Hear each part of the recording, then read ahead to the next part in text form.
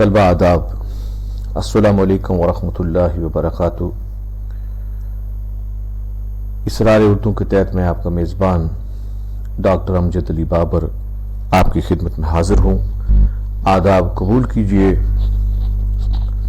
اور آج ہم ایک نیا موضوع شروع کرنے جا رہے ہیں، نہایت ہی اہم موضوع اور نہایت ہی سنجیدہ موضوع۔ اس سے پہلے کہ ہم آگے بڑھیں، میں آپ سے التماس کرتا ہوں کہ سبھی درود شریف پڑھ لیں۔ اللہم صلی علی محمد وعلی آل محمد کما صلیت علی ابراہیم وعلی آل ابراہیم انک حمید مجید۔ اللہم بارک علی محمد وعلی آل محمد کما بارکت علی ابراہیم وعلی آل ابراہیم انک حمید مجید۔ اور جن طلبہ نے چینل کو سبسکرائب نہیں کیا وہ سبسکرائب کریں اور چینل کو شیئر کرتے رہیں جس طریقے سے آپ کر رہے ہیں۔ ہمارے نصاب میں جو مرثیہ شامل ہے مرزا دبیر کا، آج ہم اس کا آغاز کریں گے۔ کس شیر کی آمد ہے رن کانپ رہا ہے، یہ مرثیہ ہے اور اس کے دو بند میرے سامنے ہیں، اور میں چاہتا ہوں کہ پہلے جس سے کہ ہم تشریح پہ آئیں، جو مشکل الفاظ ہیں اس پہ ایک نظر دوڑا لیں۔ پہلے بند میں آپ کو نظر آئیں گے جو مشکل الفاظ، اس میں رستم ایک بہادر پہلوان تھا، ایران سے اس کا تعلق تھا۔ یہ نہ صرف بہادر تھا بلکہ بہت طاقتور تھا، اور اس کی شہرت کے کئی قصے ہیں، کئی داستانیں ہیں۔ قصر سلاطین، قصر بولتے ہیں محل کو، سلاطین سلطان کی جمع ہے، یعنی بادشاہوں کے محلات۔ زمن ہوا زمانہ، چرخ کوہن، چرخ ہوتا ہے آسمان، کوہن پرانا یعنی قدیم، پرانا آسمان یعنی جب سے دنیا بنی ہے وہ تو تب سے ہے اس لیے پرانا ہے۔ شمشیر بقف، شمشیر ہوا تلوار، بقف ہوا ہتھیلی یعنی ہاتھ، شمشیر ہاتھ میں، شمشیر بقف۔ جبریل، آپ جانتے ہیں کہ فرشتہ جس نے تمام پیغمبروں پر جو وحی لائی وہ جبریل فرشتے کا نام ہے۔ دوسرے بند کو بھی دیکھ لیں جن کے جو مشکل الفاظ کے، نو افلاق یعنی نو آسمان۔ جلاد فلک، جلاد ایسے تو بولتے ہیں ہم جان لینے والے کو، جلاد فلک جو فلک کی جان لینے والا یعنی فلک پہ جان لینے والا۔ عام طور پہ جو منگل ستارہ ہے مریخ، اس کے لیے استعمال ہوتا ہے۔ اور دوسرے بند میں شاعر نے جو ہے وہ ستاروں کا زیادہ ذکر کیا ہے، اس لیے آپ اس کو جان لیں۔ افلاق کا ذکر پہلے آ گیا، نو کا، پھر فلک جلاد یعنی مریخ کا، منگل کا، پھر آ گیا وا کے معنی ہے کھلا، جوزا، یہ بھی ایک برج ہے، ایک ستارہ سمجھ لو آپ، جس کی شکل دو جڑواں لڑکوں کی شکل ہے۔ یہ تیسرے آسمان پر بتایا جاتا ہے، جو نجومی لوگ ہیں وہ بتاتے ہیں۔ غلطاں کے لڑکتا ہوا، جیسے ٹمٹماتا ہوا آپ کہہ سکتے ہیں کہ ستارے جب ٹمٹماتے ہیں۔ عطارد بھی ایک ستارے کا نام ہے جس کو فلک کا منشی کہتے ہیں، یعنی حساب کتاب عطارد کے پاس ہوتا ہے سارا۔ یہ تھے تھوڑے مشکل الفاظ کے معنی، جو آپ دیکھ لیں گے تو آپ کو آسانی آئے گی۔ اب ہم آئیں گے اصل ٹیکسٹ پر۔ طلبہ، یہ جو مرثیہ ہے، آپ جانتے ہیں کہ مرثیہ کی تعریف جب ہم نے پڑھی تو آپ نے دیکھا کہ مرثیہ کی تعریف جو ہے جو خاص طور پر کربلا کے شہداء اور ان کی صفات بیان کرنا مرثیہ کا اہم کام ہے۔ مرثیہ کے اعضاء ترکیبی آپ پڑھ چکے ہیں کہ اس میں کیا تقاضا ہوتا ہے، اس پہ بات ہوتی ہے۔ اور حضرت امام حسین اور ان کے رفقا کی شہادت کا ذکر ہوتا ہے۔ اس مرثیے میں حضرت عباس جو کہ حضرت امام حسین کے بھائی ہیں، ان کا ذکر ہوا ہے، ان کا میدان جنگ میں شہید ہو جانے کا ذکر ہوا ہے۔ اور آپ سے میری یہ بھی میری آپ کو ایڈوائز رہے گی کہ آپ کربلا کی تاریخ ضرور پڑھ لیں، مختلف لوگوں کے تاثرات اس پہ پڑھ لیں، تاکہ آپ کو یہ جو ہے پورا معرکہ جو ہے یہ آپ کو ازبر ہو جائے، تو آپ کو مراثی پڑھنے میں بھی ایک لطف آئے گا۔ حضرت عباس کے لیے کہا جاتا ہے کہ سکینہ جو کہ بچی تھیں معصوم، وہ خیمے میں موجود تھیں اور یزید کی فوج نے 3 دن تک پانی بند رکھا حضرت امام حسین اور ان کے رفقا پہ. اور عراق کی سرزمین تھی، کربلا جو ہے یہ عراق کا علاقہ ہے، وہاں پر یہ جنگ ہوئی اور صحرا ہے، گرمی بہت زیادہ شدت تھی اور 3 دن تک پانی بند رہنے کا تصور آپ کر سکتے ہیں کہ کتنی گرمی کے عالم میں کیا برداشت کا عالم ہوا ہوگا. جب سکینہ کو حضرت عباس نے دیکھا کہ وہ پیاسی ہیں تو وہ دریائے فرات کی طرف گئے کہ وہ پانی بھر کر لائیں. چونکہ فرات کے اوپر یزید کی فوجوں نے چھاپا مار کے رکھا تھا، گھیر کے رکھا تھا اور ان کی یہ پلاننگ تھی کہ وہاں سے کوئی پانی نہ بھر پائے. لیکن حضرت عباس نے حضرت امام حسین سے اجازت لیتے ہوئے جب وہ وہاں فرات کی جانب گئے، انہوں نے کئی یزیدی فوج کے سپاہیوں کو موت کا مزہ چکھا دیا اور پانی بھر کر واپس آ رہے تھے. بڑی دکھ بھری داستان ہے جو تاریخ بتاتی ہے کہ ان کے اوپر تیروں کی بوچھاڑ ہونے لگی، لیکن وہ مرد حق سب سپاہیوں کو پچھاڑتا ہوا گھوڑے پہ سوار نکل رہا تھا. وہ بہادر سپاہی،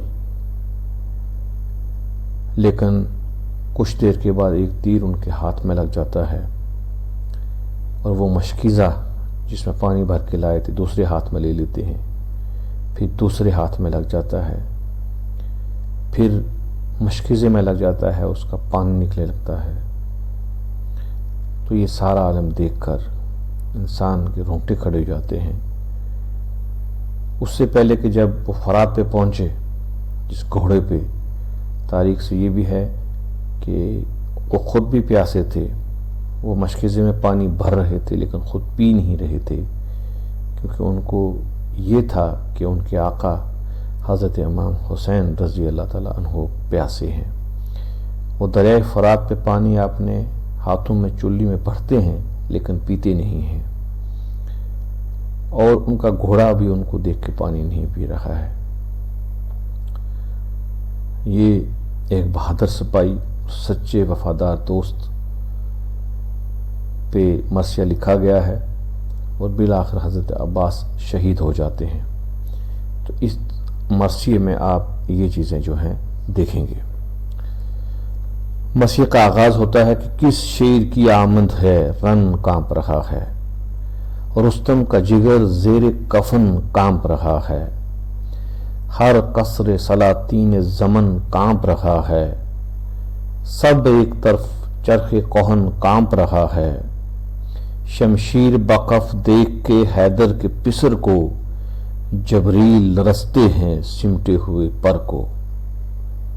دیکھیے کیا جاندار مرثیہ کہا ہے اور کیا بند کہا ہے ضمیر نے کہ کس شیر کی آمد ہے، کون بہادر آ رہا ہے کہ جس کی وجہ سے پورا جو ہے جنگ کا جو سما ہے وہ کانپ رہا ہے، ہر کوئی لرز رہا ہے.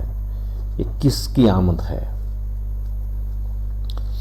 جس کے خوف سے ہر طرف میدان جنگ لرز رہا ہے، بلکہ ہم یہ کہہ لیں کہ میدان جنگ ہی نہیں بلکہ کفن میں اور قبر میں رستم جو کہ بہت بہادر تھا، جس کی بہادری کے قصے پوری دنیا نے سنے تھے، وہ کفن میں بھی اس شخص کی، اس بہادر کی، اس شیر کی آمد کی وجہ سے کانپ رہا ہے.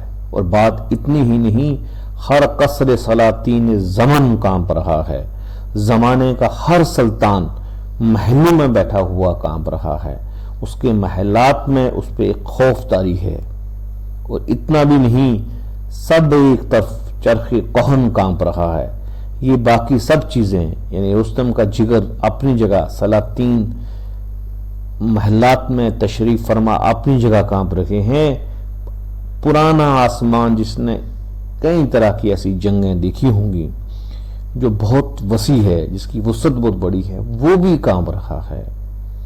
اور دیکھیے کہ کیا شعر لگاتے ہیں کہ شمشیر بقف دیکھ کے حیدر کے پسر کو، حیدر یعنی حضرت علی کے پسر بیٹے کے ہاتھ میں تلوار دیکھ کر جبریل لرزتے ہیں سمٹے ہوئے پر کو۔ اب دیکھیے مصرع کیا کہا ہے کہ جبریل، حضرت جبریل امین جو کہ تمام پیغمبروں پر وحی لے کے آتے تھے، جو برق رفتار تھے، جو 4 بڑے فرشتوں میں سے ایک ہیں، وہ بھی اپنے پر، کیونکہ وہ اڑتے تھے، ان کے پر ہیں، وہ بھی اپنے پر سمٹے ہوئے کانپ رہے ہیں کہ ایسا کون بہادر شخص آ رہا ہے۔ تو کیا ضمیر کا لہجہ بھی آپ کو سمجھنا ہے، میر ضمیر نے جس طریقے سے مرثیہ کا آغاز کیا ہے، اور آگے آپ اس چیز پہ نظر رکھیں گے، جب آپ مزید آگے پڑھیں گے تو آپ کو انیس اور دبیر کا ایک فرق بھی نظر آئے گا۔ دوسرا بند دیکھتے ہیں جی کہ معنی ہم پہلے ہی بتا چکے ہیں، دوسرے بند میں ستاروں کے حوالے سے بات کی ہے، آسمان کے حوالے سے بات کی ہے، اور جو ان کا مدعا ہے کہنے کا وہ حضرت عباس کے ہی حوالے سے ہے۔ حیبت سے ہے نو قلعہ افلاک کے در بند، جلاد فلک بھی نظر آتا ہے نظر بند، واہ کمر چرخ سے جوزا کا کمر بند، سیارے ہیں غلطاں سے طائرے پر بند، انگش عطارد سے قلم چھوٹ پڑا ہے، خورشید کے پنجے سے علم چھوٹ پڑا ہے۔ خورشید شاید میں نے آپ کو نہیں بتایا، خورشید ہوا سورج اور انگشت ہوا انگلی، آپ کہہ سکتے ہیں۔ کہتے ہیں کہ حیبت سے نہ افلاک کے ہیں، کہ اتنی حیبت اور اتنا خوف ہے کسی شیر کی آمد سے، جیسے کہ پہلے بند میں پڑھا کہ سارے آسمان کے جو قلعے ہیں، ان کے در جو ہیں، دروازے ہیں، وہ بند ہو چکے ہیں۔ جیسے کہ ہم ڈر کے کسی خوف سے ہم اپنا در بند کر دیتے ہیں، لیکن یہاں پر آسمان کے حوالے سے وہ بات کر رہے ہیں۔ جلاد فلک، اگر بظاہر معنی ہم لیں تو جلاد فلک ہوا، جلاد مطلب آسمان پر جان لینے والا، وہ بھی نظر بند ہے، وہ بھی قیدی ہو چکا ہے۔ اور یہاں پر مریخ ستارے کے حوالے سے بات کی ہے، منگل جس کے لیے کہتے ہیں کہ وہ خون کا ستارہ ہے، جان لینے کا ستارہ ہے، وہ بھی نظر بند ہو چکا ہے، وہ بھی قیدی ہو چکا ہے، وہ بھی اتنے خوف میں ہے، ڈر چکا ہے۔ واہ ہے کمر چرخ سے جوزا کا کمر بند، اور جوزا جو ایک ستارہ ہے تیسرے آسمان کے اوپر ہے، اس کا بھی جو ہے کمر بند جو ہے کھل گیا ہے، ڈر سے واہ ہو چکا ہے۔ کمر بند جسے ہم اپنے کمر باندھتے ہیں، ہم جو کپڑا پہنتے ہیں تو اس سے ہم اپنی کمر کو جو کستے ہیں۔ اور سیارے ہیں غلطاں صفت طائر پر، اور جو سیارے ہیں آسمان کے اوپر وہ بھی ٹمٹما رہے ہیں اس طریقے سے جس طریقے سے کہ ڈرا ہوا طائر ہو، یعنی پرندے جس طریقے سے خوف سے لرز جاتے ہیں، تھوڑی سی آواز سن کر ڈر جاتے ہیں۔ اور انگشت عطارد سے قلم چھوٹ پڑا ہے، عطارد جو کہ سیارہ ہے جس کے لیے یہ کہتے ہیں کہ وہ پورے آسمان کا حساب و کتاب رکھتا ہے، لیکن خوف سے اس کی ہاتھوں سے قلم چھوٹ پڑا ہے کہ کسی کے آنے سے وہ سیارہ بھی کانپ رہا ہے، اور اس کے لکھنے کی اس کو ہمت نہیں ہو رہی ہے۔ ستارہ تو اپنی جگہ ہے، خورشید کے پنجے سے علم چھوٹ پڑا ہے۔ اب شاعر نے کتنا خوبصورت تصور نکالا ہے کہ خورشید کے ہاتھ میں ایک جھنڈا ہے، کیونکہ شام کا وقت ہے، اور وہ جو سورج کی کرنیں ہیں، شاعر نے یوں تصور کیا ہے کہ وہ ایک جھنڈے کی مانند ہیں، اور اب شام ہو رہی ہے تو وہ جھنڈا بھی گویا کیونکہ شام ہوگی تو اندھیرا ہو جائے گا، اور شاعر نے یہ پہلو بھی نکال لیا ہے کہ خورشید بھی یعنی سورج بھی ڈر کر اس کے ہاتھ سے بھی جھنڈا نکل چکا ہے، کسی ایسے شیر کی آمد ہے۔ اور یہ تھے ان کے جو 2 بند پہلے، ان کو آپ دھیان سے دیکھیں گے اور مزید ہم اس طریقے سے پڑھتے چلیں گے۔ آپ کو اگر سمجھ آ رہی ہے تو آپ کمنٹ باکس میں ضرور لکھیے گا، اور اس طریقے سے ہم آگے بڑھیں گے۔ آپ دوستوں میں چینل کو ضرور آگے بھیجیے گا اور سبسکرائب کر لیجیے گا جنہوں نے نہیں کیا ہے۔ خدا حافظ۔